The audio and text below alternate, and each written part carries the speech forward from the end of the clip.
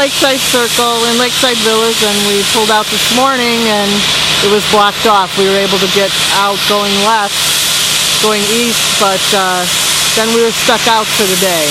So now we're just going to try and get back in by going a roundabout way, see if we can just get into the house. They say it's safe, so hopefully everything will get cleared up soon. So what time did this start this morning? Well, we pulled out of the house about 20 after 10 and it was already going on, so sometime in that time frame. 10 o'clock or sooner, I don't know. I was surprised we hadn't smelled it or heard any sirens because the smell was extremely strong when we pulled out of Lakeside. So you can get back home though, right? Yeah, I think so. Kind of roundabout way. Might have to walk a little bit, but that's okay. We'll get there.